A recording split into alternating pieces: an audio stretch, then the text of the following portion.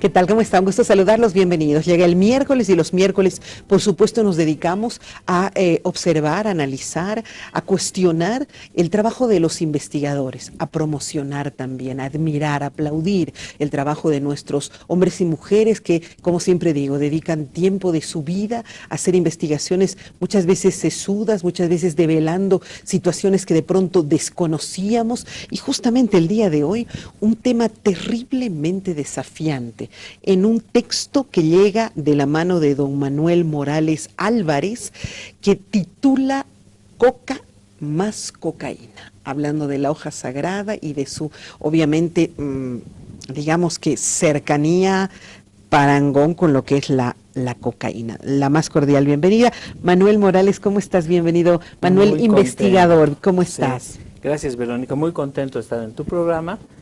Soy un investigador, ahora me está tocando el tema de la coca y la cocaína, en un estudio que aborda los últimos 12 años. O sea, es un estudio muy actualizado sobre los dos temas. Y mi propósito es dar a la gente mucha información para que podamos retomar el debate, tanto sobre la hoja de coca como la cocaína, con datos actualizados. La primera consulta, tú eres pariente de don Manuel Morales Dávila, además un personaje histórico y cercano al actual gobierno. Sí, por supuesto, ¿no? La familia de Morales Dávila y nuestra familia Los Morales somos como primos hermanos. Ah, primos hermanos. Con razón el nombre y el apellido también, ¿no es por cierto? Supuesto, sí. Ok, eso era importante saberlo. Sin embargo, tú no tienes vinculación con el actual gobierno. No, por supuesto. No, la gente que me conoce sabe cuál es mi trayectoria y no he estado identificado con el actual gobierno para nada. Excelente. Entonces, con esos antecedentes que siempre son fundamentales reconocer, empiezo. Tu hipótesis dice, de la guerra contra la coca a la falsa guerra del Estado plurinacional y su economía de la droga. Así es. Esa es tu hipótesis. Claro, son varios temas, varias hipótesis que tenemos. Una de ellas es eso. Quiero explicarles que Estados Unidos impulsó la guerra contra las drogas. Y en ese contexto estuvo la DEA, hubo la erradicación forzada. Claro que sí. En ese mismo contexto, la mayoría del pueblo boliviano apoyó al movimiento cocalero por un tema de dignidad nacional, hasta que Evo Morales llegó a ser presidente. Pero tiene una característica, es que es presidente y al mismo tiempo presidente es la primera autoridad de los productores de coca. Y el 2005, el 2006, ya cuando es presidente Evo Morales, cambia la política hacia las drogas y hacia la coca. Así es. Entonces Evo Morales plantea un viraje, expulsa a la DEA de Bolivia, ¿no? La DEA se va sin hacer mucho lío, y esto se debe a lo siguiente, ¿no? A que en las décadas anteriores, cuando había la guerra, los clanes, los capos, ¿no? En Bolivia había Roberto Suárez, que prometió pagar la deuda externa, Barbas Chocas, el Oso Chavarría, muy vinculadas a la política. En esa época, esa guerra se daba de una determinada manera, pero cuando llega Evo Morales y sube al gobierno, él dice que va a votar a la DEA. Primero vota la DEA, que ese es el paso número uno. El paso número uno. ¿Qué cambia a partir de ese momento? Casi nada. Casi nada. En términos de las relaciones internacionales, porque el 94% de la cocaína que llega a Estados Unidos es colombiana. Ah, o sea que nuestro mercado no es Estados Unidos. No es Estados Por Unidos, eso también lastimosamente. Se habrá ido a Estados Unidos muy tranquilo. Se ha ido muy tranquilo. Lastimosamente, el gran mercado de la cocaína es Brasil, Chile, Argentina y Paraguay. Y Paraguay. Nos hemos dedicado estos años, ha cambiado el mercado con una especialización de exportar droga hacia el sur, al suroeste y al sureste del país. ¿Perú, Venezuela? No, muy poco, casi nada. Más bien hay mucha droga que está viniendo del Perú hacia el lado boliviano para ingresar al sur. Se decía, sin embargo, y tú me habías corregido y te pido que hagas lo mismo, por favor, antes del programa, se decía que de aquí salían los grandes aviones llenos de droga para llegar a Venezuela y que de ahí va a ser exportada al resto del planeta. No hay esa teoría, no está confirmada. Son no hay dichos nada más. Son dichos, son parte de matrices mediáticas que se están difundiendo. Falsas. Algunos autores se adhieren a eso, pero no pueden presentar datos evidentes. Lo evidente es que la droga boliviana está yendo, por ejemplo, al Brasil. Te voy a dar un dato. En Brasil, en Sao Paulo, hay un barrio que se llama Cracolandia. Cracolandia. ¿No? ¿Y qué es lo que pasa allá, no? La droga boliviana, el clorhidrato, 1 kilo de clorhidrato es mezclado con 2 kilos de bicarbonato de sodio, tienes 3 kilos de crack, porque ese es el famoso crack, que en la combinación química se vuelve como una piedrita, Sí. se endurece. Y lo tienen que Eso lo quemar, machucan, ¿no? lo fuman o lo diluyen con agua, se están inyectando, pero hay un problema con esa droga, que el crack es mucho más devastadora que la cocaína, y es que ha penetrado a clase media y a sectores populares. Dios mío. Entonces, Y ahora es nuestra droga, es sale nuestra de droga. nuestro yungas, de nuestro del chapá. chapare, vamos a ser más específicos. Ah, eso es importante que me aclares. Luego vamos a hablar de ese Ok. tema, ¿no? Entonces, Cracolandia, ¿no? La droga boliviana del chapare está yendo al Brasil en una cantidad casi del 100%, con efectos Casi devastadores. 100% el crack, ¿ya? El crack, la cocaína a Sao Paulo, Sí, por no sé, ejemplo, Brasil.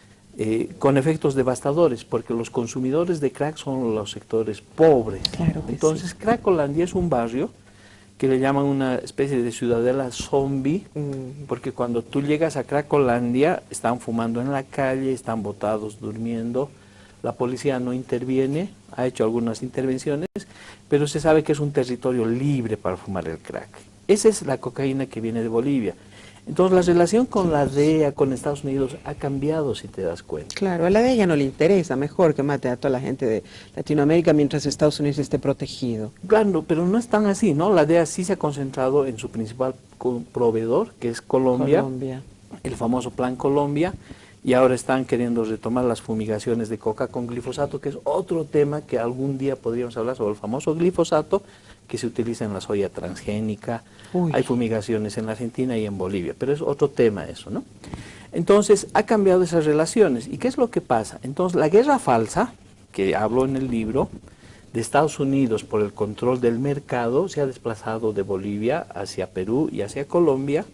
Esa guerra falsa que se decía y fue probada además documentalmente, donde Estados Unidos no solo le interesaba controlar el mercado, sino que incluso vendió droga para financiar a la contra con Irán y contra Nicaragua, ¿no? O sea, metidos en el negocio los En el negocio norteamericanos. ha habido un juicio, hay grandes autoridades de Estados Unidos que admitieron públicamente en el Senado norteamericano que Estados Unidos incluso vendió droga para financiar a la contra en Irán y en Nicaragua. Pero esa historia ya terminó. Entonces, cuando llega Evo Morales, plantea una nueva política. Dice, al expulsar a la DEA, que ahora los campesinos, los colonizadores o Sí, los chapareños, sí, sí. en su mayoría, ahora van a entrar a la política de la racionalización. Entonces ya no hay erradicación cero, ya no hay interdicción violenta, ¿Cuál es la propuesta ahora entonces? que ellos van a autorracionalizarse, es el Que se van a compromiso controlar entre ellos, entre ¿sí? ellos mismos, y que además hace un cambio en la política y plantea que el picheo de la coca, el uso en rituales y la industrialización va a ser el vuelco del viraje de la política del Estado plurinacional, de la política de la coca en Bolivia. Entonces llega el presidente Hugo Chávez, estamos hablando al 2006-2007, invierte 11 millones de dólares para que se haga la primera planta de industrialización de la hoja de coca en Villa Tunari. Se hace una fiesta, se compra equipos, se traen equipos, se hace un tinglado gigantesco y hasta el día de hoy ni un gramo de hoja de coca ha sido industrializado en Bolivia. En vano esos 11 millones. No, ha sido al agua, ¿no?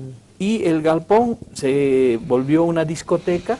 En las noches en Villa Tunari, en el famoso galpón donde se iba a industrializar la coca, funcionaba una discoteca, un gran karaoke.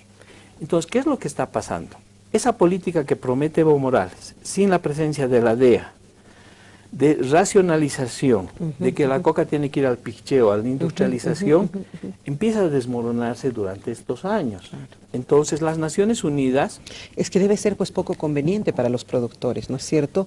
O sea, ¿para qué voy a industrializar si yo puedo venderla clandestinamente y ganar 10 veces más? Exactamente, acabas de dar en el clavo, ¿no? Entonces el gobierno, durante estos años, con las Naciones Unidas, la Unión Europea financia el estudio para determinar el picheo que hay en Bolivia. Y durante 2 años, 3 años, el ministro de Gobierno no presenta el estudio, da una serie de pretextos, de argumentos, y al final presenta un estudio que las Naciones Unidas, la Comunidad Europea dice que tiene serias observaciones por la metodología que no es transparente, y al final el gobierno llega a la conclusión siguiente. Dice, se necesita 14.000 hectáreas, ahora vamos a empezar a manejar algunos datos, se necesita 14.000 hectáreas para satisfacer el picheo interno. Cuando en el libro, y de acuerdo a estudios independientes, máximo se necesita 8.000 hectáreas. Pero fíjate que entre las 8.000 hectáreas que se necesita para el picheo, los actos rituales, investigación, lo que tú quieras, Sí. a las 14.000 hectáreas, en medio de eso estaba la ley 1008, Sí. que delimitaba 12.000 hectáreas como las únicas hectáreas permitidas Sí, en Bolivia. así es. 12.000 hectáreas en los yungas, es un dato muy importante, y que la producción del chapare era producción excedentaria, que tenía que irse reduciendo hasta llegar a cero. Uy, cosa que ha sucedido contrario. Ha sucedido lo totalmente. contrario, porque te voy a contar entonces qué es lo que ha venido pasando. Entonces, en ese interín el gobierno hace la publicación del estudio, donde dice que son 14.000 sin fundamento, y el ministro de Gobierno, Carlos Romero, declara que 3 de cada 10 bolivianos pichamos coca, lo que no es cierto. ¿Por qué? Y eso está en el estudio. Recuerdo aquella ocasión que presentan esos Sí. resultados. No, por lo siguiente, en primer lugar, tú no puedes tomar de los 10 millones de habitantes, porque ellos dicen que 3 millones consumen coca. De los 10 millones de habitantes, tú tienes que excluir a los niños y a las mujeres embarazadas. Y ahí ¿ok? nomás tienes ya un porcentaje elevado. Ahí ya tienes casi 3 millones fuera. Y de los 7 millones, es casi imposible que 3 millones, casi la mitad, consuman. Ya, yo quiero ir avanzando un poco, ya, y voy un poco en relación a lo que son tus subtítulos. Por ejemplo, tú haces una referencia que la coca del Chapare es adicta a los agroquímicos. Sí. ¿Por qué? Porque como la mayoría de la coca para el picheo viene de los yungas, de acuerdo a los datos oficiales de los 12 años, el 93% de la coca del Chapare no entra al mercado legal de Sacaba. Se desvía directamente al narcotráfico. Ajá. Y como los productores del Chapare, 93%, o sea, un 7% apenas ingresa a al Sacaba. mercado legal de Sacaba. ¿De dónde los datos? ¿Tú los has obtenido? Datos oficiales del monitoreo que hace las Naciones Unidas, Naciones Unidas. ONU-DC, Ajá. y datos oficiales del Ministerio de Gobierno. Entonces, como el 93% de la coca del Chapare no entra al mercado legal, y saben que va a ir finalmente a ser procesada con éter, con acetona, etcétera, Con lavarropas que ahora han con lo que sea. conseguido, Entonces, como la microondas. coca tiene además un enemigo natural que es una polilla, ¿no?, que ataca la Sí, coca, sí. entonces en el Chapare se han dedicado a fumigar, ¿no? Están metiéndole todos los herbicidas, insecticidas para matar esa polilla. Ajá. Y claro, como la coca no va a ir al consumidor final, ni ellos la van a consumir, entonces le ponen todo, le han claro, puesto que todo les y interesa, la han ¿no? convertido a una coca del Chapare adicta a los agroquímicos. Ahora, sí, qué importante conocer ese dato, o sea, que realmente están dañando nuestras tierras primero, El agua, el y, medio ambiente. y todos los cultivos de Exactamente. alrededor, porque con el pretexto de que esto va para la droga, entonces se está generando.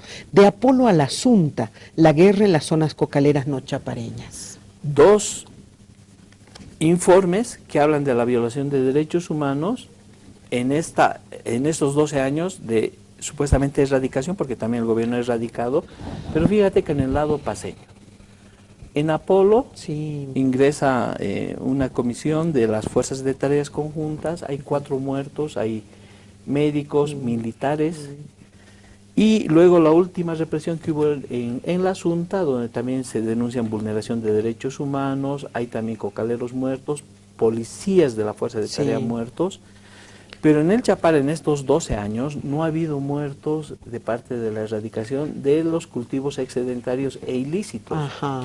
Únicamente ha habido 2 muertos en la zona de Alta del Chapare, de los yungas de Bandiola, que es otro sector distinto al del Chapare, que reclaman ellos la necesidad de que sean incorporados como productores originarios de yungas de Bandiola, en Cochabamba. Ya.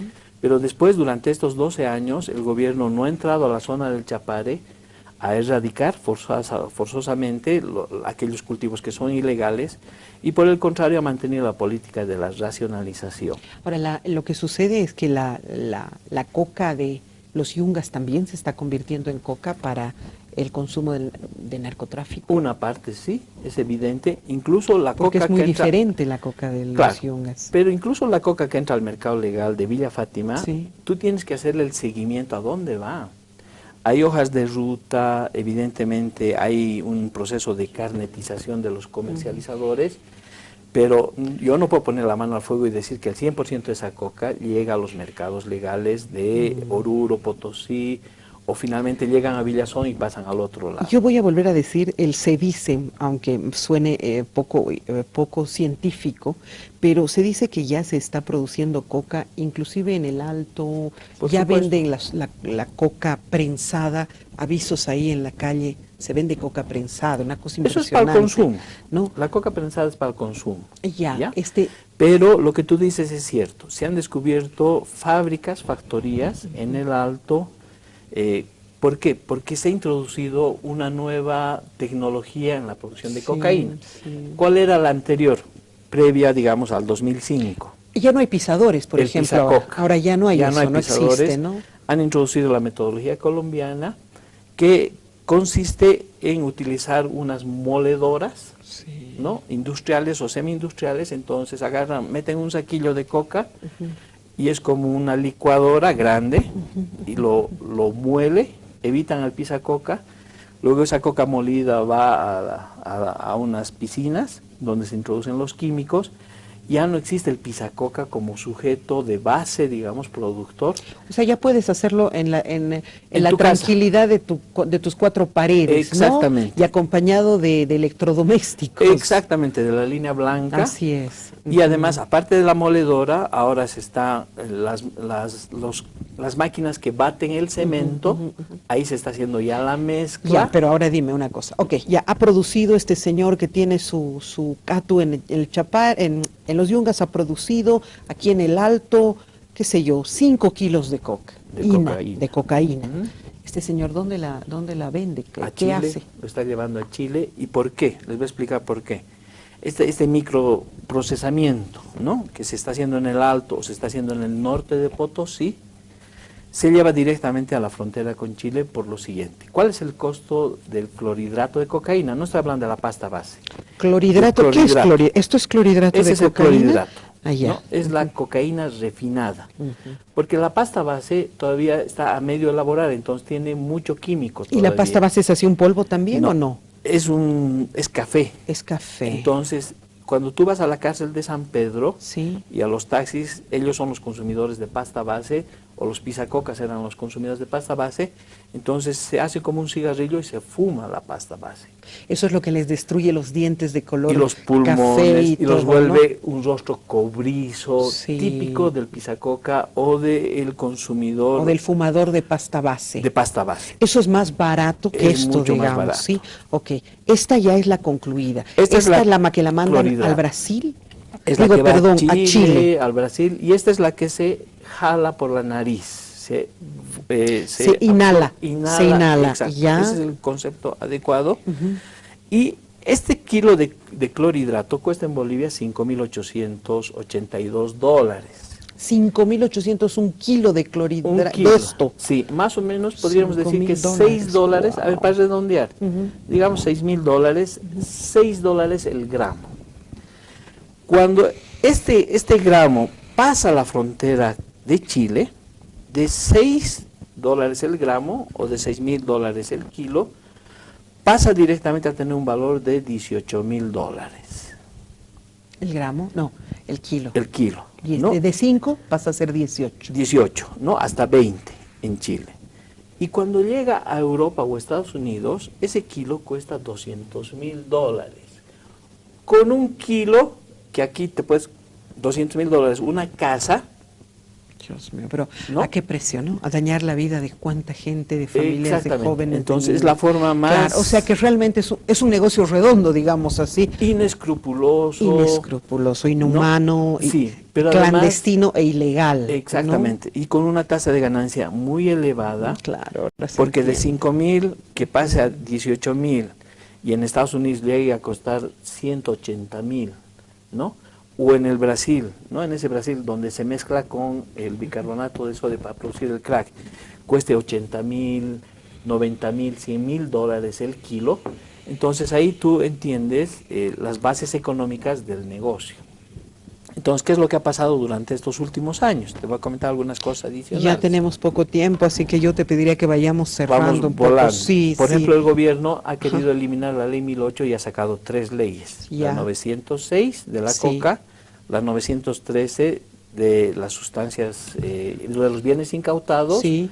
y en el nuevo Código del Sistema Penal Boliviano una modificación de las sanciones penales con una breve disminución a los delitos por narcotráfico.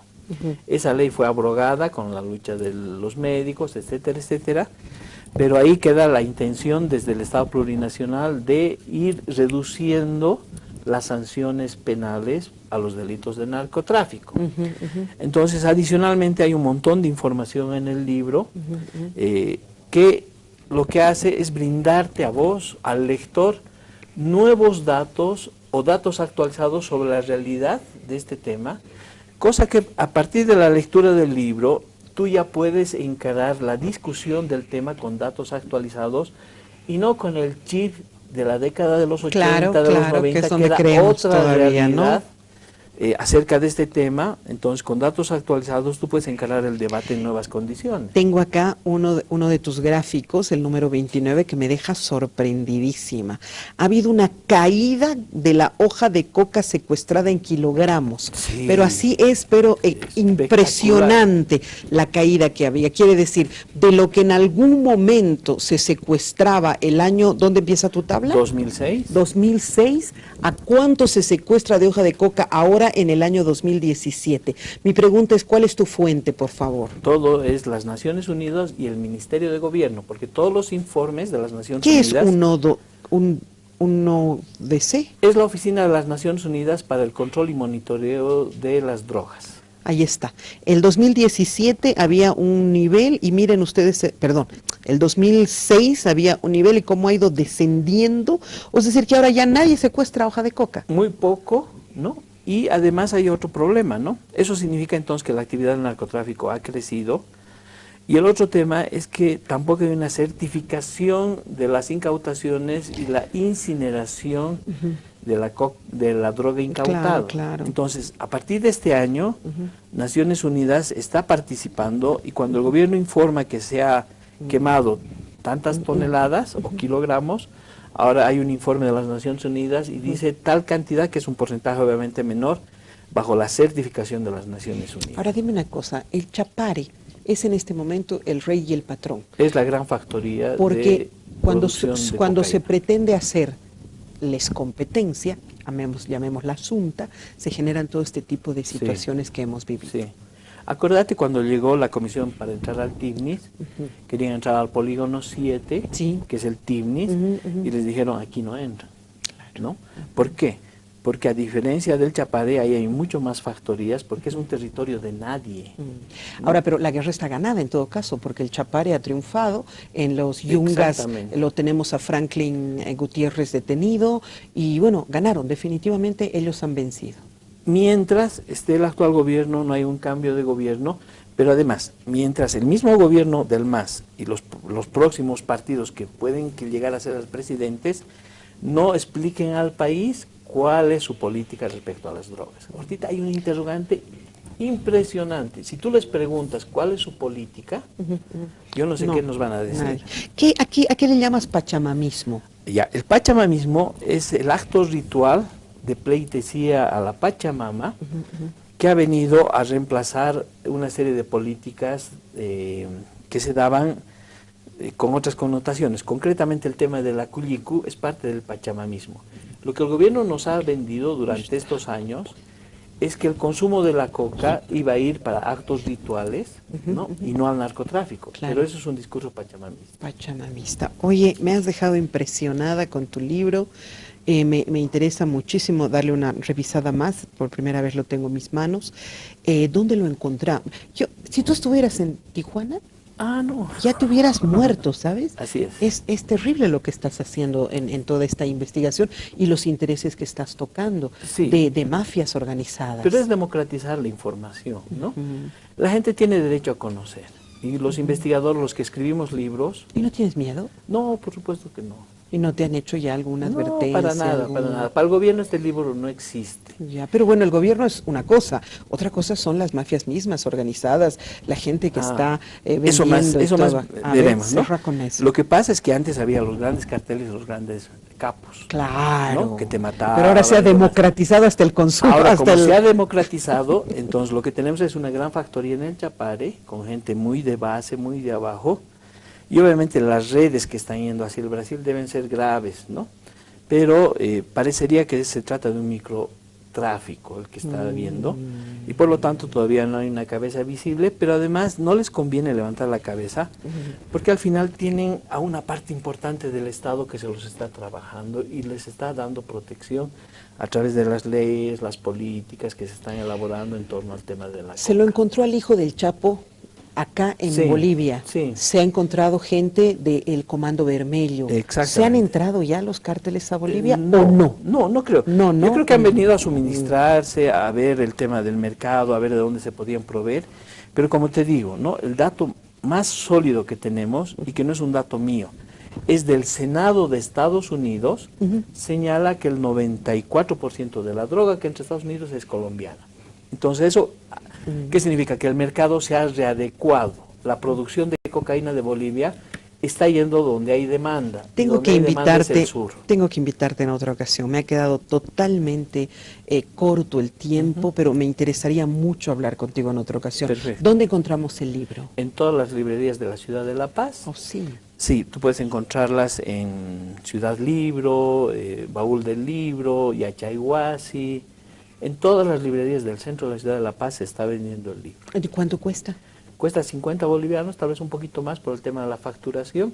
Es un precio completamente accesible y estoy preparando ya la segunda reedición, aumentada y corregida, que va a salir el próximo mes. ¿Tú lo financias o tienes una No, editora que te financia? Exactamente. En este caso hemos trabajado con El Viejo Topo, Ajá. ¿no? Que es la editorial que se ha hecho cargo de esta primera edición. Ya la segunda edición yo la voy a sacar con mis propios recursos. Vendo el libro y vivo de esto, de las investigaciones, los videos y otros materiales también que vendo a la gente. ¿Valora la población este trabajo que haces tú? Por supuesto. Además hay un contacto en la gente, con la gente. En esta semana, por ejemplo, estamos en la Plaza Baroa vendiendo el libro. ¿A qué hora, qué día? Todos los días de 8 de la mañana a 8 de la noche. Estás en la Plaza Estamos Baroa. ahora, en estos días hasta el viernes, hay un homenaje a Luis Espina, se está vendiendo el libro en la Plaza Baroa, la gente se acerca y podemos interactuar, ¿no? O sea, eso es lo lindo de la gente. Alguna gente viene y dice, muéstrame tus datos, ¿no? Empieza a ver y dice, pero ha cambiado el tema, ¿no? O sea, se ha movido. O sea, claro, hay una cercanía con la población. Exacto. Te agradezco muchísimo por la entrevista, muy interesante, altamente esclarecedora, digamos, y bueno, espero que tenerte en otra ocasión cuando hablemos justamente de estas temáticas, porque veo que eres un especialista. Sí, muchas gracias, muy contento de estar en tu programa. Muchísimas gracias a ti, Manuel. Interesante el libro, Coca más Cocaína, si a usted le interesa, están ellos en la Plaza Baroa todos estos días haciendo la venta directa y pareciera que como un material de referencia sería fundamental. Hacemos una pausa, ya regresamos.